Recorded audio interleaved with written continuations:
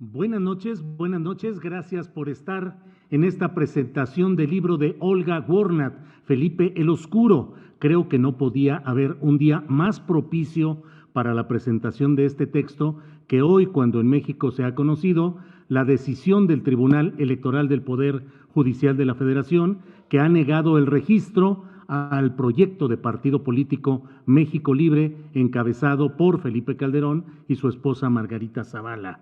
Gracias a la editorial Planeta por haber hecho el esfuerzo para recuperar el texto de Olga Warnat, darle la presencia y la fuerza editorial.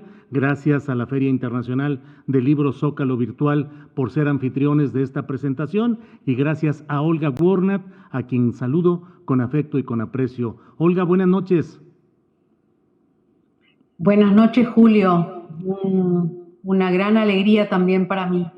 Claro, Olga. Pues Olga, estamos en presencia de algo que suele anunciarse con sentido a veces tremendista, decir el libro prohibido, pero en el tuyo es rigurosamente cierto, con una precisión absoluta, y has documentado lo que llaman en la portada secretos, intrigas y traiciones del sexenio más sangriento de México. ¿Cómo recuperaste, cómo entraste de nuevo a esta dinámica de actualizar lo que habías escrito y que de una manera tan violenta y tan agresiva te habían impedido publicar en el momento en que lo habías considerado, Olga?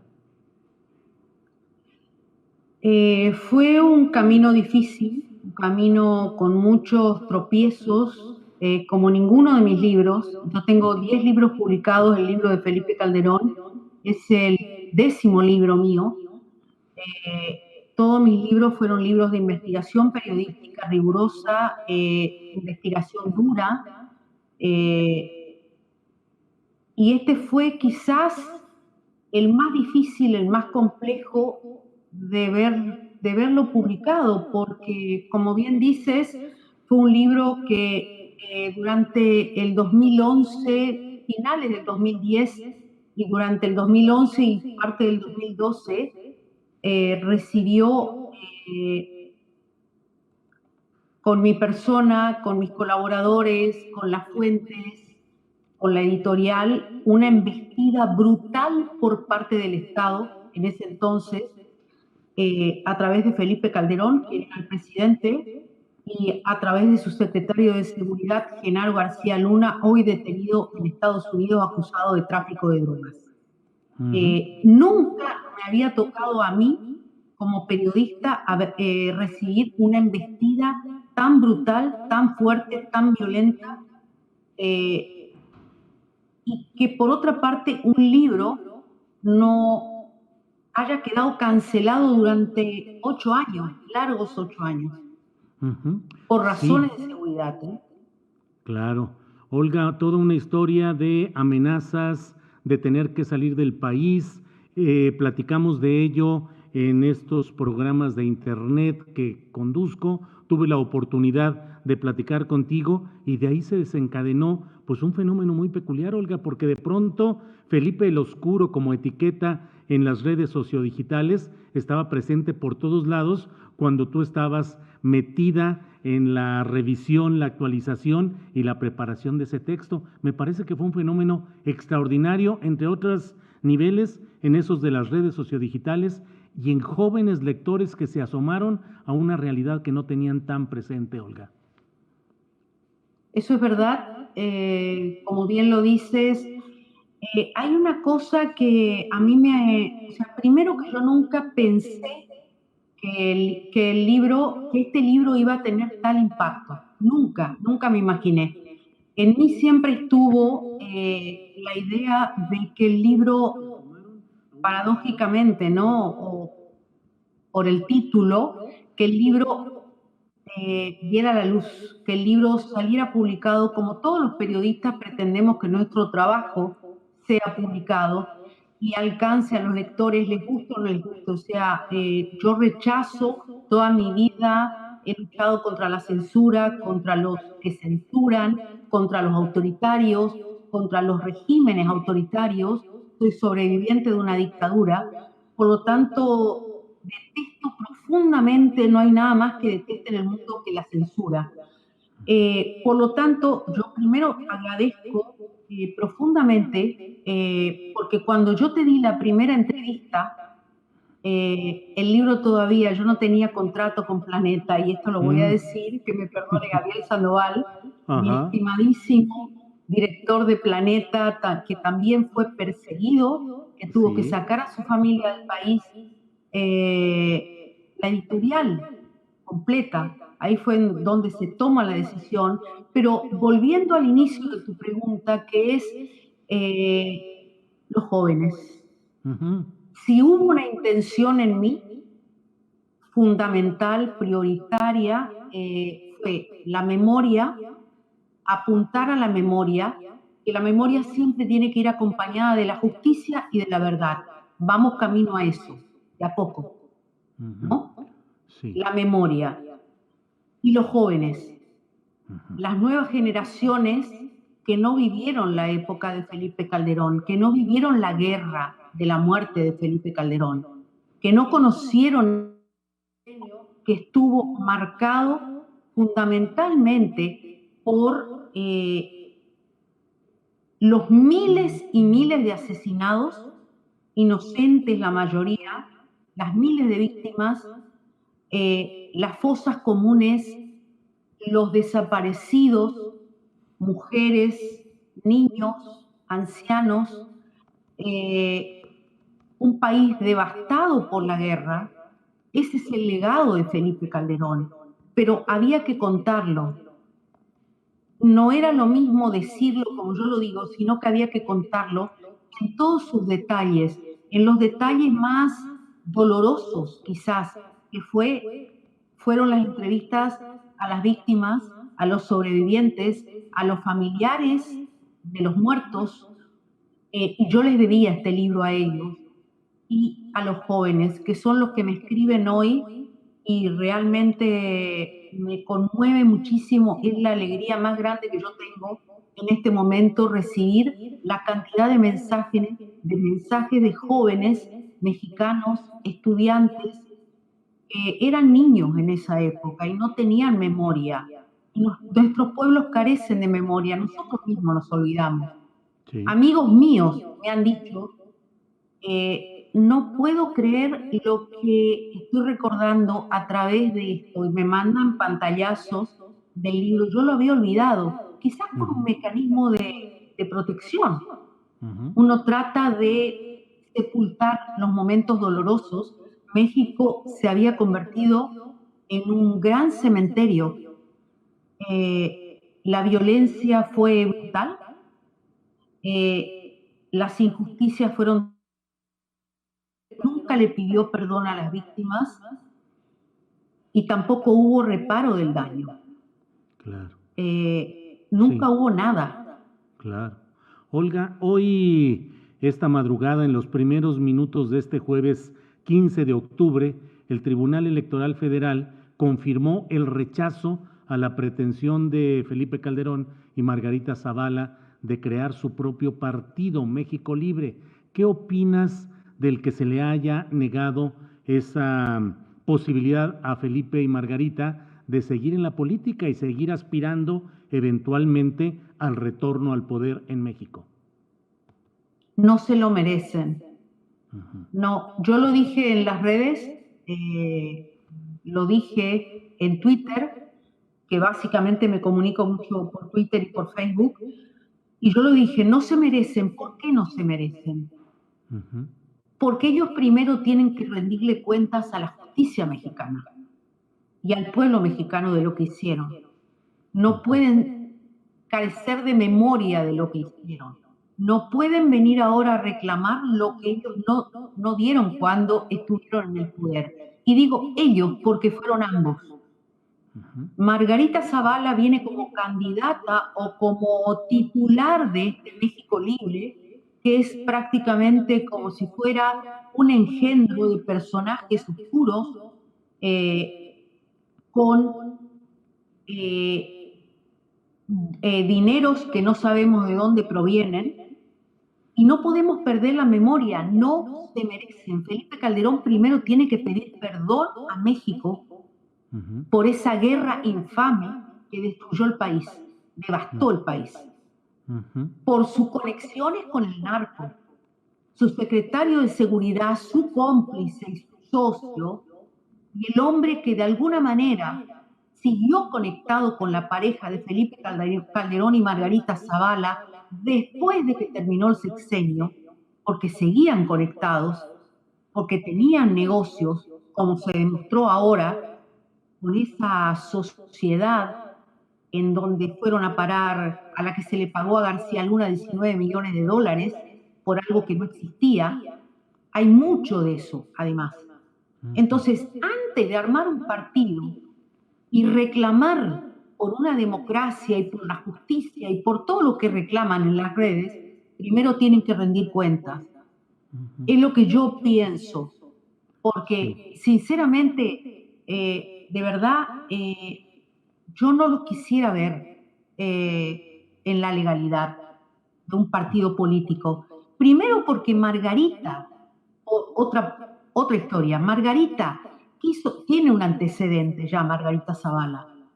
En el 2018 quiso ser candidata, no pudo ser, ¿por qué? Porque se le descubrieron 700.000 credenciales falsas de elector. Entonces dejó de ser candidata, no pudo ser candidata a la presidencia. ¿Y qué dijo? Ah, no, mis enemigos me sembraron. Siempre hay alguien, siempre la culpa es del otro. Y si vamos más para atrás, por las víctimas, por los niños muertos que murieron quemados en la guardería ABC de Sonora, en donde estaba involucrada su prima. Sí. Y que ella, además, hizo todo lo posible para exonerarla. Eran niños, eran hijos de trabajadores, eran pobres y no tenían cómo defenderse. Ahí hay una gran injusticia, Olga, gran impunidad. También la señora Margarita Zavala Gómez del Campo, ¿también podría ser llamada Margarita la Oscura? También, por supuesto. A pesar es la otra cara de Felipe Calderón. Es la socia, es la cómplice. La socia, la cómplice, a pesar de un discurso aparentemente más suave, más conciliador, una postura de clase media conservadora, pero pues finalmente en la misma línea y en el mismo proyecto y con el mismo juicio histórico de Felipe el Oscuro. Totalmente. Ella nunca jamás dijo que no estaba de acuerdo con la guerra que había llevado adelante Felipe Calderón. Nunca dijo, yo no estuve de acuerdo. Margarita Zavala no puede llegar, nunca va a llegar a la presidencia de México. Vamos a pensar que a lo mejor ahora pasa esto, pasan los años y en algún momento tratan de volver. Que la justicia actúe antes. Pero vamos a suponer que no sucede, ¿no? Margarita Zavala no va a poder llegar. ¿Por qué? Porque carga sobre sus espaldas la lápida de los 6 años de Felipe Calderón. Ese es el legado de Felipe Calderón en México. Claro. Es un cementerio. Sí, Olga, leí con todo cuidado el libro de Felipe el Oscuro, revisé y recordé muchos de los escenarios que como periodistas conocimos y denunciamos en su momento, pero te diré que parte de lo que más me impactó fue esa descripción de los pasajes de psicología oscura, con toques de abatimiento personal, de amargura, de contradicciones internas de un personaje como Felipe y su relación, me atrevo a decir, enfermiza con Margarita Zavala. Dentro de todo lo que hemos visto y conocido de Felipe Calderón, esa textura psicológica, esa oscuridad, ¿qué te produjo a ti el ir conjuntando los datos de la personalidad de Felipe el Oscuro? Mira, primero que no fue fácil. Te diría que no fue fácil armar el rompecabezas de la personalidad de un hombre que llega primero por la puerta de atrás, que Ujú. llega por fraude y que entra literalmente por la puerta de atrás, que llega a través de pactos y contubernios con las mafias del poder, Ujú. porque de otra manera Felipe Calderón nunca hubiera llevado a la presidencia. Era un personaje mediocre, con poca formación intelectual, con muchos altibajos emocionales, con un problema de alcoholismo severo, severo, y que varios me lo confirman con nombre y apellido, que fueron compañeros de militancia en el PAN, compañeros del padre de Felipe Calderón. Felipe Calderón es un hombre que carga un gran resentimiento desde la infancia. Sí. Yo necesité, por ese motivo, es decir, cuando yo lo veo a él con ese traje verde y con su gorro Ujú. lanzando la guerra en tierra caliente, la guerra a los cárteles en tierra caliente en Michoacán, nada más y nada menos que su tierra, en la que provocó un baño de sangre, lanzando la guerra a los cárteles para legitimarse por un lado, fundamentalmente, yo dije, ¿qué pasa con este hombre? ¿Qué le pasa a este hombre? Primero que llega por fraude. Yo seguí las elecciones en México, vivía en México en ese momento y yo sinceramente, como muchos que hoy se olvidaron, estábamos seguros de que ganaba Andrés Manuel López Obrador porque venía liderando todas las encuestas. Ujú. Y de repente nos encontramos con que Felipe Calderón llega Ujú. por una diferencia mínima. Ahí Ujú. fue donde yo dije, ¿quién es este hombre? Seguí toda la campaña. Él saca un libro en la campaña que se llamó El hijo desobediente. Muchos compañeros de él, incluso de la Libre de Derecho, compañeros de la infancia, compañeros de la prepa, gente que lo acompañó a él, al padre, gente del PAN, me decían, pero ¿por qué saca este libro hablando del padre si él odiaba a su padre? Mientras Sí. tanto, yo en mi libreta de anotaciones iba anotando puntos claves. Primero porque yo creo, profundamente creo que para analizar un sexenio tan complejo como fue ese sexenio, tan doloroso, tan difícil, tan retorcido, tan siniestro, con un hombre con estas características había que ir al fondo de la historia para tratar no de justificarlo, Ujú. no, sino de poner en contexto. Y ahí fue donde me encuentro con las sorpresas que me encontré. Fui a Michoacán varias veces, hablé con la familia, hablé con los compañeros de la infancia, Felipe Calderón, en su infancia y en la prepa pertenecía, digamos, él era de una familia de clase media, digamos, trabajadora, digamos, no era de una clase media acomodada, como quizás es Margarita Zavala, Sí. sino que su padre era un hombre que murió en la pobreza, un hombre que era un gran intelectual, por otra parte, pero que Felipe Calderón, además, en ese Michoacán tan conservador había vivido mucho bullying, mucho rechazo a lo largo de su vida, a partir de la niñez en adelante, y eso fue generando y fue creando una personalidad que me lo confirma no cualquier persona, sino su hermana Cocoa Ujú. Calderón en su casa, profundamente resentida. Felipe Calderón tiene un sentimiento social y de ser víctima de tantos rechazos, tanto de bullying, de burlas de sus compañeros, que nunca lo trató por otra parte, de rechazo. Él quiso ir a la UNAM, lo rechazaron. Le costó mucho trabajo conquistar a la familia de Margarita Zavala. ¿Por qué? Porque también lo rechazaban, porque no tenía dinero. Entonces trataba de pegarse a los compañeros de la Libre de Derecho, a la que entra gracias a su padre, a quien él odiaba cuando era chico. Lo odiaba profundamente a su padre, y porque su padre era pobre, por eso también lo odiaba. A lo largo del tiempo, cuando llega a la presidencia, Felipe Calderón, de víctima se convierte en victimario. Sí. Olga, pues la realidad mexicana da para muchos libros.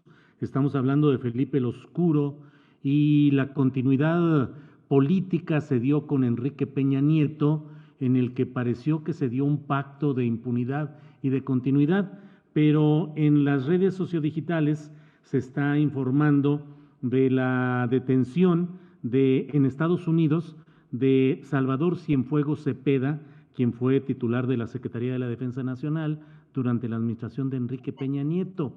El propio canciller Marcelo Ebrard puso un tuit que luego ha sido borrado, pero un tuit en el cual confirma que está en esa situación y que una cónsul en Estados Unidos le va a dar la precisión de los cargos contra este general del ejército mexicano. Continuidad de mafias, entendimientos, Cienfuegos Cepeda, el huachicoleo en México y, entre otros temas, la desaparición de los 43 estudiantes de Ayotzinapa. ¿Qué te sugiere, con la reserva del caso, pero bueno, es una información que está volando en las redes, este tema de la probable detención de Salvador Cienfuegos? Olga. Primero que Salvador Cienfuegos, vamos a ir un poco más para atrás. Sí. El legado de Felipe Calderón con su guerra fue un legado trágico para México, porque no solamente fueron las miles de víctimas, los miles de desaparecidos, sino también el desprestigio del ejército, porque sacó al ejército a las calles y lo desprestigió. Y esto me lo dicen muchos. Cuando Felipe Calderón deja el poder, lo deja a través de pactos con Enrique Peña Nieto, otro personaje muy interesante también de analizar, integrante del grupo Atlacomulco, poderoso grupo del PRI, y siguen los contubernios y las mafias. Sí. Siguen los pactos con los cárteles. Sí. Y el general Cienfuegos no era ajeno a eso. Nunca fue ajeno. A mí no me extraña para nada la detención, si es que esto se confirma, la detención del general Cienfuegos. Para nada. Olga, sí, perdón. De alguna manera me extraña que él haya viajado a Estados Unidos, porque no lo creo una persona tonta, ¿no? Para no darse cuenta que estaban atrás de él, ¿no? Es lo mismo que el caso de García Luna, que se fue a Estados Unidos y comenzó a hacer un despilfarro y una ostentación de dinero que no le pertenecía. Y entonces Estados Unidos le puso el ojo. Aunque también hay que decirlo, acá hay una doble vara o una doble moral, pero así son las cosas. La DEA en el año 2004 a García Luna lo había premiado. Sí. Eso no podemos olvidarlo. Claro. Olga, yo esto lo he hablado. Sí, sí, claro. Olga, hay un clamor de un segmento de la sociedad mexicana, yo pienso que un segmento mayoritario, apabullantemente mayoritario, que propugna por el enjuiciamiento de los exocupantes de la silla presidencial mexicana, y particularmente de Felipe Calderón Hinojosa, el que le hayan negado la posibilidad de tener su partido político, el que se apruebe una consulta popular para decidir si se pueden enjuiciar o no a estos políticos. ¿Crees que en esta secuencia, detención de García Luna, detención, si se confirma todo, del general Cienfuegos, debería llegar también a la detención o la apertura de un proceso en Estados Unidos, cuando menos, contra Felipe Calderón? Es posible. Lo que yo sé es que Felipe Calderón va a ser citado a Estados Unidos. Ujú, Si lo van a detener, no sé. Yo lo que me dicen mis fuentes es que Felipe Calderón está muy preocupado por esto. No ujú, creas que no está preocupado. Por eso su desesperación quizás para tener su partido ujú, político, aunque el ujú, partido político no le sirve como protección en el caso de que sea citado a Estados Unidos. ujú. Quizás le sirve como protección en México, pero no para Estados Unidos. Citado en el Felipe Calderón contexto, tiene mucho que hablar. citado en el contexto del proceso a García Luna, ¿verdad, Olga? Citado en el proceso a García Luna, sí, Ujú. Ahora, exactamente. sí, Felipe Calderón mantiene una actitud pues muy retadora, aparentemente muy echada hacia adelante en México, diciendo que si hay algún indicio de hechos ilegales, pues que se actúe abiertamente contra él. Eso forma parte de su personalidad perniciosa, apocada, resentida, precisamente, Olga, el aparentar la fanfarronería, el aparentar Sí, estar siempre en pie de guerra. sí, eso forma parte de él, eso forma parte de esa personalidad que pasaba, de los estallidos de cólera, de la fanfarronería, de la prepotencia, de la soberbia, de la Ujú, terquedad, de no escuchar al otro. Él no aceptaba nunca una opinión que fuera diferente a la suya. ujú, Eso forma parte de su personalidad y yo creo que también esconde un temor, que es el temor que te estoy manifestando, que me dice gente que lo conoce, que tiene temor, pero no lo ujú, va a demostrar.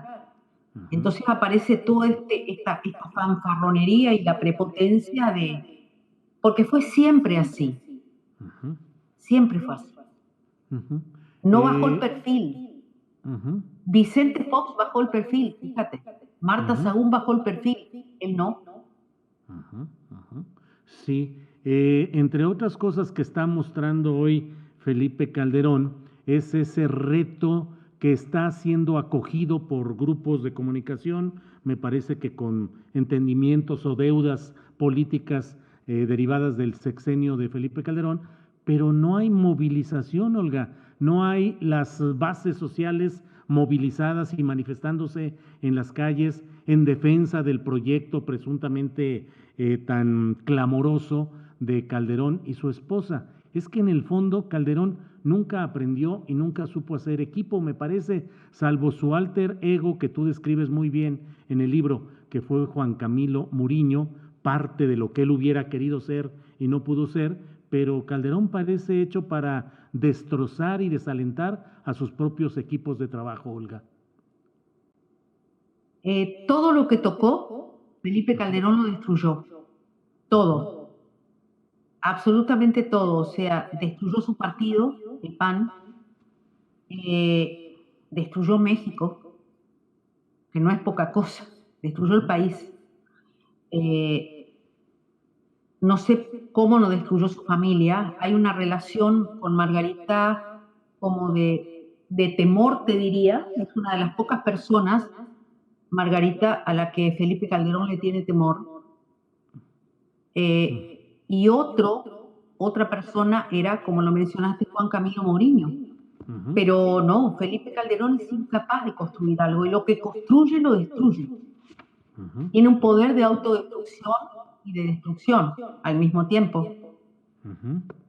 Sí, hay algunas preguntas de quienes nos están escuchando a través de estas redes sociales, en Facebook y en YouTube. Ulises Rosales pregunta, ¿qué tanto vale un libro como para arriesgar la vida? Olga, ¿qué representó para ti escribir el capítulo Los Nadies, el capítulo más doloroso de todo el libro? ¿Qué contestas a Ulises Rosales, Olga Warnat? Eh, ¿Qué tanto vale un libro como para arriesgar la vida? sí, es una pregunta difícil para un periodista porque la verdad que hay muchos periodistas asesinados en México, muchos, muchos, Ujú. eh, que arriesgaron la vida no por un libro, sino por hacer la crónica de lo que estaba sucediendo en ese sexenio, en anteriores sexenios, en los que vinieron, como mi amigo Javier Valdés. Ujú. Eh, la verdad que el único momento, si yo le puedo responder a él, el único momento que yo me hice esa pregunta, ¿qué tanto vale este libro para que yo arriesgue mi vida? Fue cuando fue amenazada mi hija, que estaba embarazada, iba a tener a su bebé y fue amenazada violentamente Ujú. por el gobierno de Felipe Calderón. Y digo, el gobierno de Felipe Calderón, lo digo con todas las letras, ¿por qué? Porque las amenazas venían de la Secretaría de Seguridad Pública y Genaro García Luna era el protegido de Felipe Calderón, la mano derecha, el confidente, el socio, el cómplice. Ujú. Y Felipe Calderón sabía que yo estaba escribiendo ese libro, aunque ahora hace poco le preguntaron y él dijo, yo no sabía nada. Es mentira, porque Felipe Zamora, el segundo de la Secretaría de Seguridad Sí. Pública, que estaba al mando de Francisco Blake Mora, fueron los que Felipe Calderón encargó para que revisaran mi caso, por Ujú. pedido de la Embajada Argentina y del gobierno argentino. Ujú. Entonces, él no puede decir que él no sabía, porque él no sabe nada. Hoy en este momento él perdió la memoria completamente. Es una persona que no tiene memoria de nada. Ujú. Entonces, respondiendo a Ulises, cuando amenazaron a mi hija, yo tenía un grado de angustia, fue uno de los momentos más difíciles. Entonces, en ese momento, que mis hijos estaban bastante mal por todo lo que estaba pasando, lo que me pasaba a mí, lo que le pasaba a mi hija. Ese fue el momento en que yo me hice la misma pregunta. ¿Realmente vale la pena? Y sobre todo porque uno de mis hijos me dijo, mamá, ¿qué hacemos sin vos? Claro, claro. Entonces, ahí fue donde yo dije, ¿vale la pena? Y sí la vale. Sí, están orgullosos mis hijos hoy, Qué con bueno. el paso del tiempo, sí. Olga, pues de formación de reportero, pero sigo pensando en este tema del general Cienfuegos y quiero preguntarte a ti que tienes experiencia en la política latinoamericana y que tú misma has vivido y conocido personalmente lo que significan pues estos disturbios o distorsiones en la vida civil a causa, y lo dije muy bonito, a causa de la presencia militar. ¿Qué tanto México ves que pueda entrar en riesgo si se pretende hacer actos de justicia, en este caso contra un secretario de la Defensa Nacional que ha sido un segmento intocado en la política mexicana? Los secretarios de la Defensa Nacional se han mantenido los 6 años en su cargo invariablemente y han tenido una impunidad y una opacidad en el manejo presupuestal, en el manejo de sus asuntos. ¿Qué tanto riesgo desde tu punto de vista, Olga, corremos los mexicanos si se toca y se afecta ese sentido corporativo del gremio militar? Yo creo que ninguno porque los militares, que como bien lo dices, son muy corporativos, hay muchas corporaciones en la sociedad, una de ellas son los militares, otras son los policías. En el caso de los militares yo creo que ninguna, porque yo creo que los militares tiene que haber es lo que pienso, es Ujú. una opinión muy personal, tiene que haber una política de democratización de las Ujú. fuerzas. Eh, en mi país eran muy fuertes, muy fuertes. y provocaban golpes militares y tumbaban gobiernos, desaparecían gente, la tiraban al mar, se robaban los niños. Sin embargo, hoy los militares es una fuerza que ha sido democratizada también a fuerza de ir cambiando, ingresando nuevas generaciones y con gran esfuerzo se las democratizó, pero también por otra parte se los juzgó, se los llevó a los tribunales, con todo lo que implicaba llevar a los militares a los tribunales. El juicio a las juntas militares en Argentina es un gran ejemplo. Y yo, en ese sentido, tengo un gran respeto por Raúl Alfonsín y posteriormente por Néstor Kirchner, porque fueron los dos presidentes que colocaron en caja a los militares y le dijeron: ustedes van a ser juzgados por sus crímenes, porque no tienen coronita. Y están presos, están presos hoy. Bien. Olga, volviendo al libro Felipe el Oscuro, cuando revisaste tu texto elaborado originalmente para ser publicado en 2011, cuando revisaste, actualizaste, ¿te encontraste algo que no habías detectado o agregaste algo que te haya impactado especialmente? Bueno, encontré muchas cosas que me llamaron la atención, o sea, que me impactaron o que me despertaron mucha curiosidad. Primero, hay un tema, y esto me fue señalado por algunos amigos y demás, porque imagínate, era un texto escrito allá por el 2010, 2011, 2012. Después yo, cuando no se iba a publicar, lo clausuré y traté de evitar lo menos posible volver a ese texto porque me provocaba mucho dolor y mucha frustración. Volver ahora y recorrer cada punto, digo, wow, qué cantidad de cosas.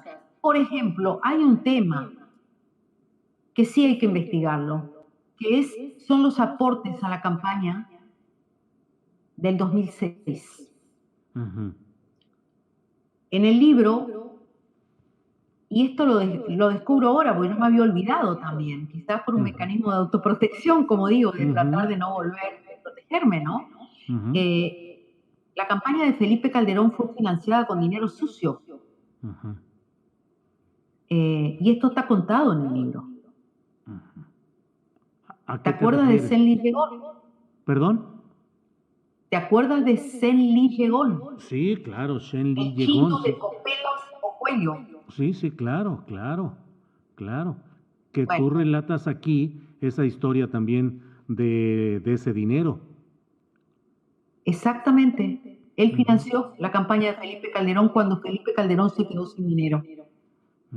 Cuando Felipe y Senli Llegón está detenido hoy, pero Senli Llegón tenía una vinculación muy directa con el cártel de Sinaloa, muy directa. ¿A través de quién? De Javier Alarcón. Javier Lozano Alarcón. Lozano Alarcón, exactamente, el ex senador panista. Hoy una de las voces más enérgicas contra la administración del presidente López Obrador, un crítico Bueno, duro, ácido, agresivo, pero intocado hasta ahora, Olga. intocado, intocable y que debe ser investigado. Debe ser investigada esa relación con Celi Llegón. Debe ser investigada los 200 millones de dólares que se hicieron humo, que estaban en la casa de Celi Llegón, que en realidad no eran 200 millones de dólares, en realidad eran 270 millones de dólares en cash, en esa famosa mansión de las Lomas.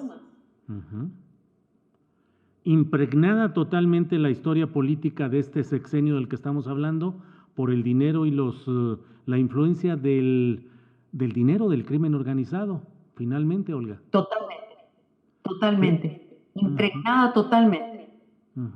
Con Pero ya una, venía impregnado del sexenio de Fox, ¿eh? sí, Tampoco digamos que los otros eran santos, ya venía impregnada del sexenio de Fox, totalmente perforado. y desde luego la etapa priista en la cual siempre hubo acuerdos con los grupos del Por crimen supuesto, organizado, con otras políticas de no afectar a la población civil, de no por hacer supuesto. demasiadas confrontaciones, pero ahí estuvo también, Olga, Y de no hablar, de no hablar. hasta que desaparecieron a los 43. Ujú. Ahí explotó todo por el aire, porque había un mar de fondo.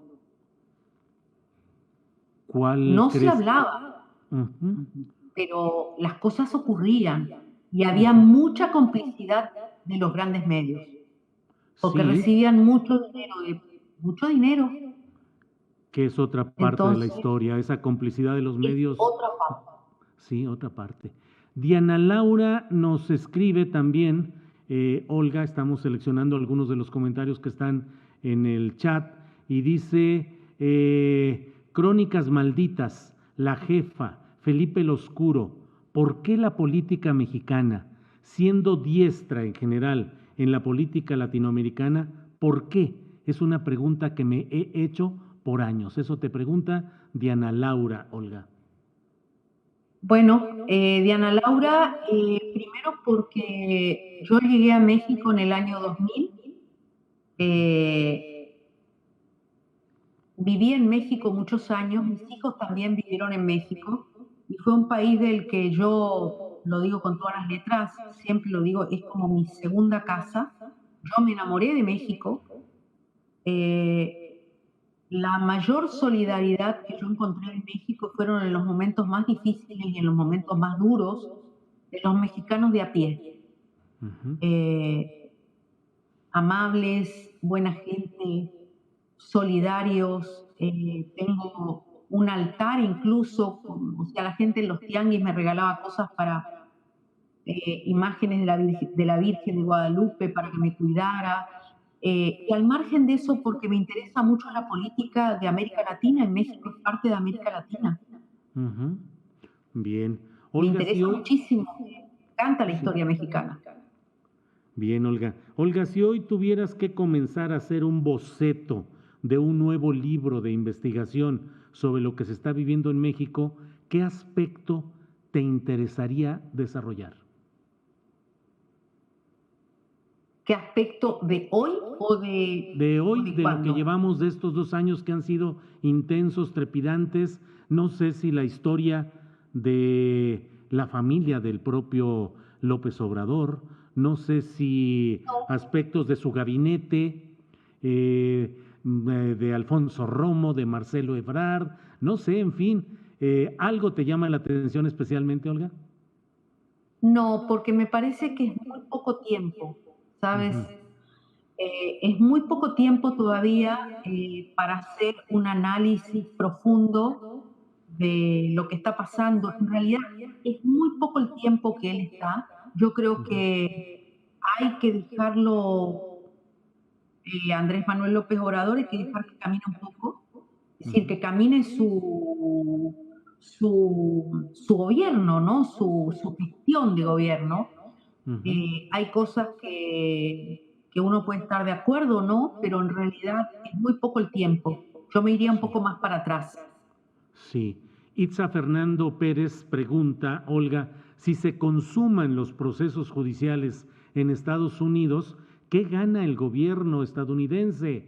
El FBI, la DEA, la CIA, ¿qué ganan? ¿Por qué? Y yo añado, ¿por qué estamos teniendo estos golpes justicieros? Genaro García Luna, ahora si se da este tema de el general Cienfuegos y eventualmente Felipe Calderón, ¿qué gana el interés político de Estados Unidos, Olga?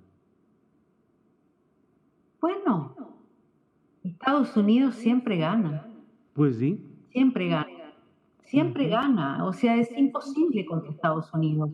Hay cuestiones de la política, de las complicidades, primero y principal que tanto en el FBI, la DEA y la CIA, todos están involucrados en una guerra que para mí es una guerra falsa.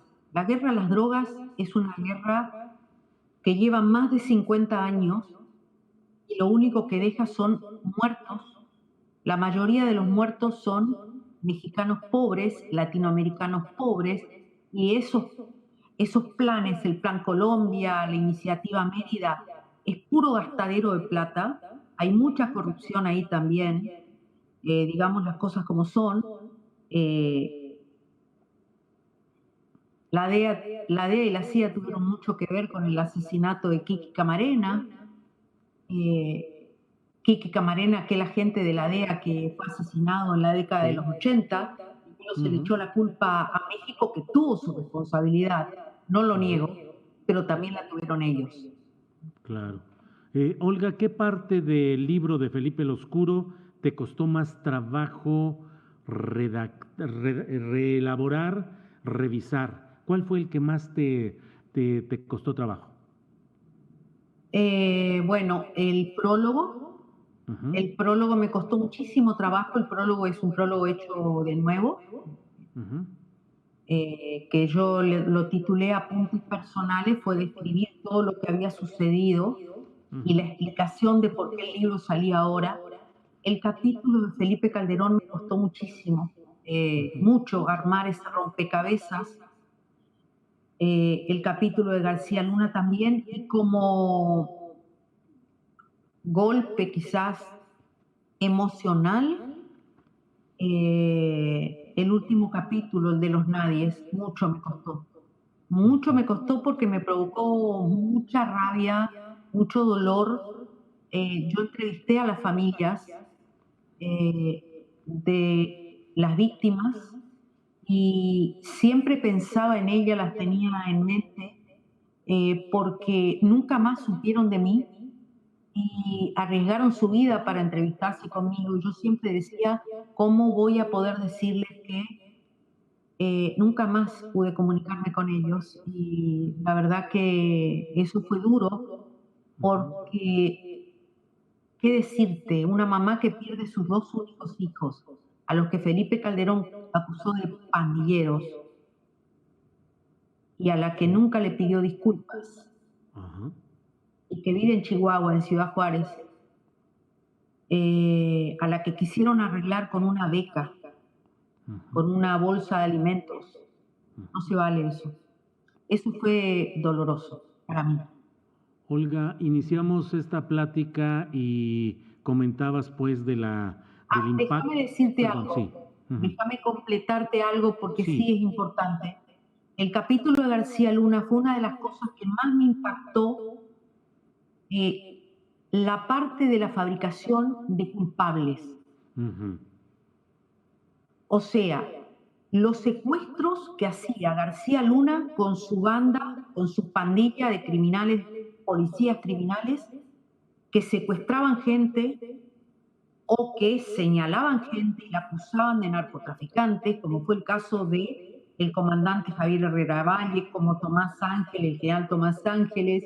ujú, Pero además de eso, la gente común a la que señalaban, se los llevaban, los torturaban, los obligaban a confesar secuestros que no habían cometido, como el caso del hijo de Alejandro Martí, el de Vargas. O sea, hay infinidad de casos. ¿Sabes eh, cuántas víctimas inocentes están presas sin condena en las cárceles mexicanas, hombres y mujeres? Casi ujú, 200 de ese ujú, sexenio, sin ujú, condena, ujú. torturados, mujeres violadas. O sea, eso fue siniestro.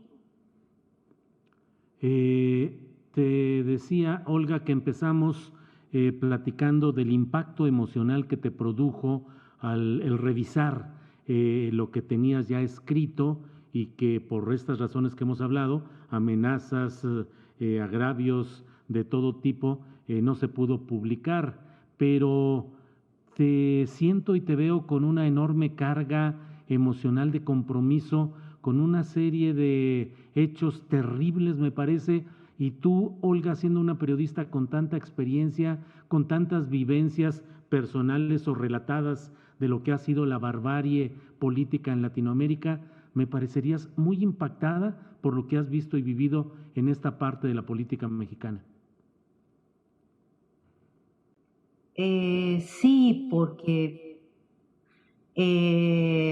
digamos, se mezclan muchas cosas. Primero, yo tengo un gran cariño por México, o sea, tengo un amor genuino por México, tengo muchos amigos.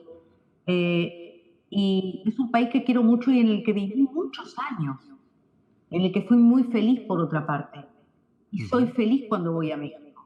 Y realmente la conexión con el país y de haber vivido esa guerra, que se incorpora a otras tantas guerras que yo cubrí como periodista, pero nunca ninguna de ellas fue tan cercana como esta. La sentí tan cercana. ujú. Ese Cualquier impacto. guerra es dolorosa, cualquier guerra es dolorosa. Ajá. En cualquier guerra uno vuelve mal de ahí.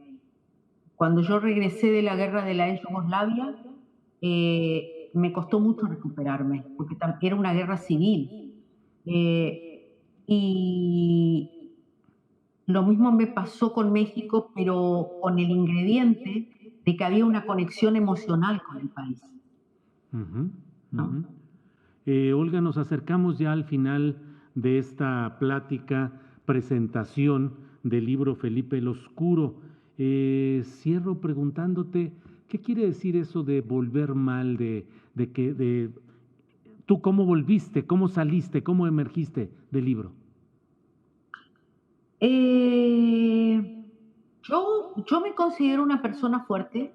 eh, Tengo lo que ahora está tan de moda decir, esa capacidad de resiliencia que todo el mundo habla.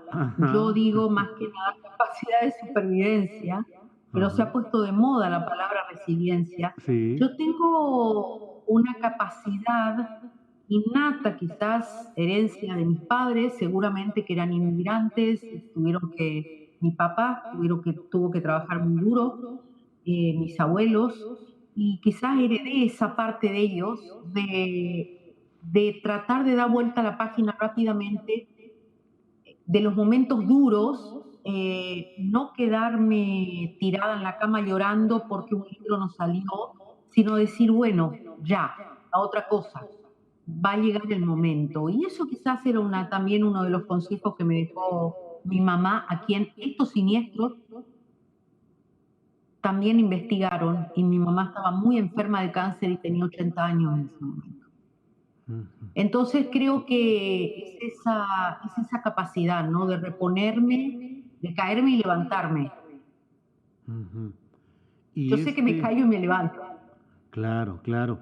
Pues Olga, ha sido todo un, te lo digo, pues yo que he visto la emisión de libros y sus trayectorias en diferentes momentos en este país, y la verdad a mí me parece que ha sido todo un fenómeno, todo un ejemplo de pegar exactamente en términos periodísticos y literarios en el momento oportuno, y tu libro ha sido consumido con mucho entusiasmo por montones de gente, ha sido un éxito de librería y ha sido, a mí me parece que sobre todo, Olga, y así tal vez con esto podemos ir cerrando la plática, a mí me parece que es también un logro del periodismo, un logro de la perseverancia y de ti en lo personal, no una reivindicación ni una venganza, sino el replanteamiento y el avance en lo que nos corresponde, que es el periodismo, con datos, con hechos duros, con entrevistas y con las circunstancias que ayuden a ir entendiendo una parte de la verdad. Por ahí lo veo.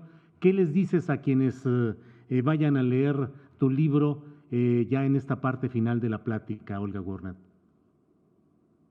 A los que no leyeron mi libro, quizás, ¿no? Ujú, sí, Que lo hagan sin prejuicios, no importa lo que piensen políticamente, pero lo importante es que lo hagan y que puedan determinar desde la lectura y la revisión de todo lo que pasó en ese sexenio, según mi visión y según mi experiencia y mis investigaciones, lo que pasó en México desde el 2006 al 2012, sin ujú, prejuicios. Es una parte de la historia de México claro. y yo me conformo con eso. Bien, pues Olga, pues ha sido un placer platicar contigo, como en otras ocasiones ya lo hemos hecho en otras frecuencias internéticas. Te agradezco mucho esta posibilidad de seguir platicando sobre tu trabajo, tu periodismo. Gracias, Olga. No, gracias a ti, Julio. Un abrazo enorme. Muchas gracias a la audiencia, a todos los que nos escucharon, que mandaron mensajes, a todos los que están del otro lado. Los quiero mucho y te quiero mucho, Julio. Gracias. Igualmente, gracias Olga, gracias a la Feria Internacional del Libro del Zócalo, gracias a Editorial Planeta y gracias a ustedes que han seguido esta oportunidad de platicar. Hasta luego, Olga. Chao.